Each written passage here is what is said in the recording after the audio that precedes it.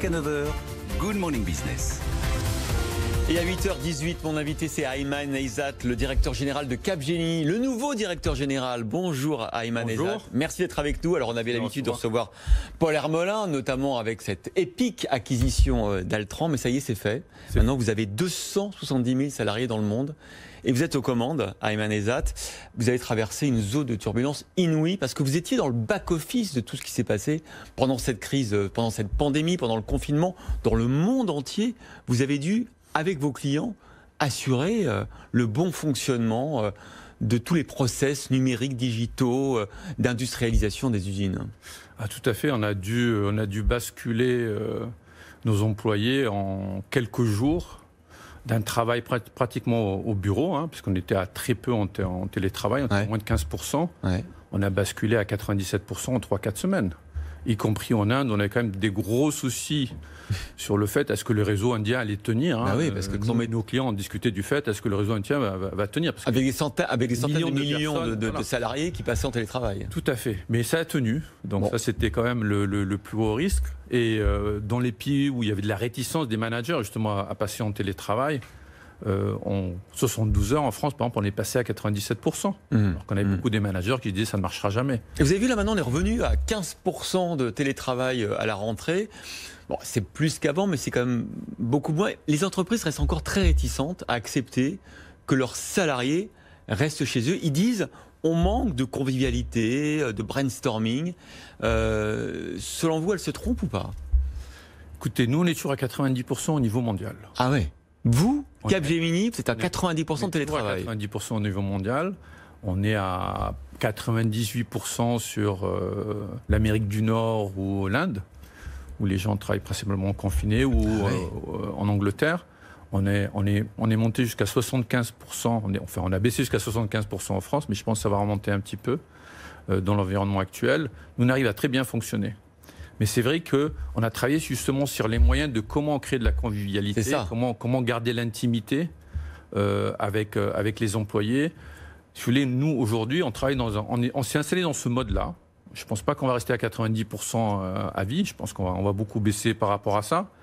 Mais aujourd'hui, on sait fonctionner. Alors comment vous faites pour introduire de la convivialité, justement, avec les 90% de salariés qui sont en télétravail? Par exemple, je vous donne l'exemple, patron de la France, 2 fois par semaine, à 19h, il avait, durant le confinement, il faisait un call en vidéo, bien sûr, avec tous ses direct reports.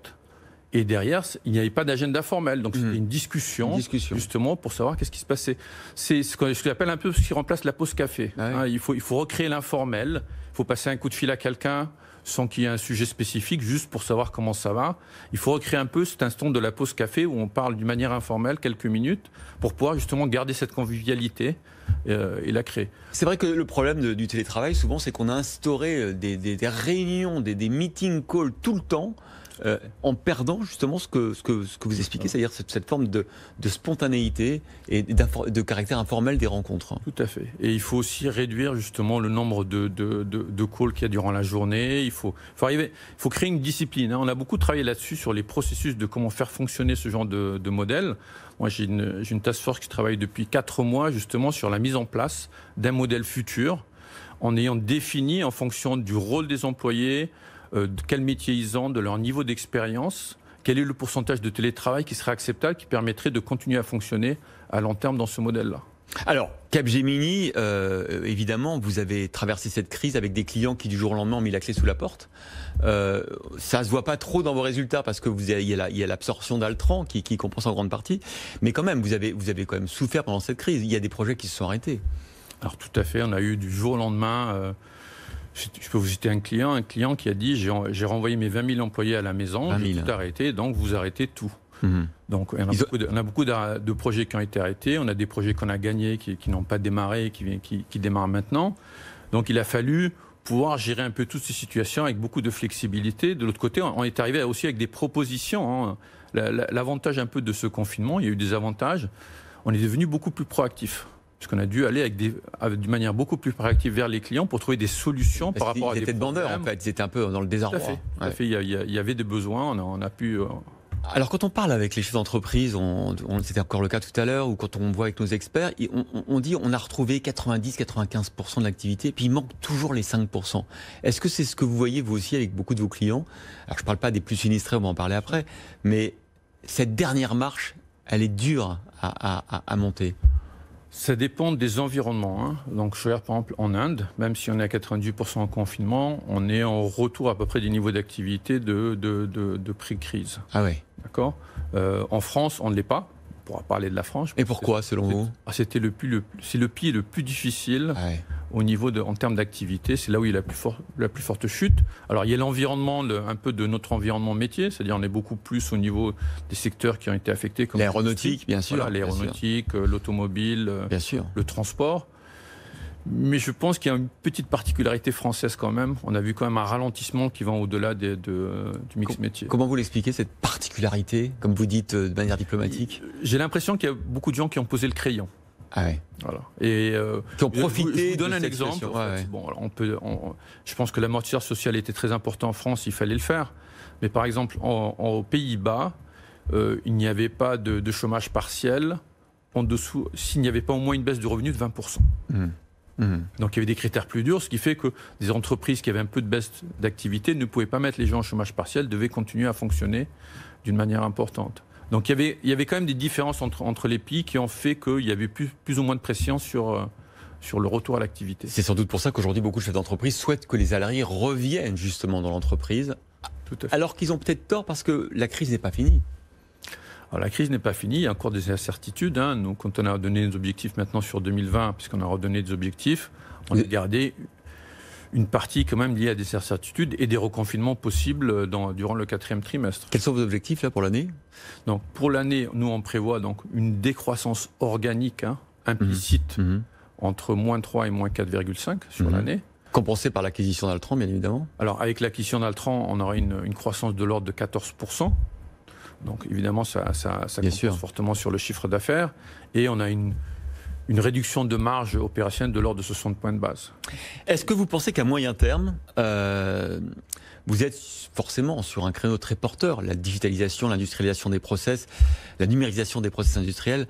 Est-ce que vous avez l'impression qu'il y a des choses qui vont s'accélérer? Est-ce que certains de vos clients, ou la plupart, ont pris conscience que dans la relation avec leurs clients, dans la relation avec leurs salariés, il allait falloir numériser et digitaliser et industrialiser les process? Je pense déjà que la crise a mis en évidence la différence entre les sociétés qui avaient fortement investi, notamment dans la relation client, par exemple, ou dans l'automatisation de leurs processus, la numérisation de leurs processus industriels, de leur supply chain. Du coup, elles ont mieux amorti la crise. Elles ont beaucoup mieux amorti la crise, parce qu'elles ont continué à vendre à travers ces réseaux digitaux. Elles ont gardé l'intimité avec leurs clients à travers l'investissement qu'ils avaient fait. On le voit avec le e-commerce. Certaines ont souffert, et on le voit chez certains de nos clients, on voit la différence. Donc, évidemment, il y a un engouement beaucoup plus fort sur l'importance du digital et aussi une évolution au niveau des consommateurs et des clients de ces clients. C'est-à-dire que les gens qui ont goûté à la relation digitale durant le confinement ne sont pas prêts nécessairement à retourner vers des agences ou des distributeurs. Ils veulent garder cette relation digitale. Et du coup, ça met beaucoup de pression sur les entreprises, justement, de continuer à évoluer dans ce domaine. Qu'est-ce que vous dites à vos clients qui sont désespérés? Je pense à l'aéronautique, à l'aérien, à l'automobile. L'automobile, bon, c'est peut-être autre chose. Mais qu'est-ce qu'on peut leur proposer parce il y a ce trou d'air, je pense à l'aérien, à l'aéronautique. Qu'est-ce qu'on peut leur proposer quand on est Capgemini? Alors, le travail qu'on fait avec les clients dans ces domaines-là, c'est comment augmenter l'agilité et la flexibilité. D'accord ? Les transformations technologiques à travers le cloud, l'augmentation de l'utilisation des données, notamment à travers l'intelligence artificielle, tous ces aspects-là permettent d'augmenter la flexibilité et l'agilité de l'entreprise. Bon, il y a des boîtes comme on voit Airbus, ça a été assez agile. On voit qu'ils ont adapté très très vite leur process et leur volume de production. Alors ils ont adapté. Évidemment, il faut arriver à gérer, il faut continuer à gérer les cycles d'investissement, puisqu'il faut continuer à investir. Bien sûr. Évidemment, mais c'est sûr que la première étape, c'était de pouvoir tout de suite réagir par rapport au volume de production et évidemment la baisse de la demande client. Mais il faut travailler c'est des investissements à long terme. Aujourd'hui, nous, si on a pu réagir très rapidement à la crise, c'est que ça fait 10 ans qu'on a investi.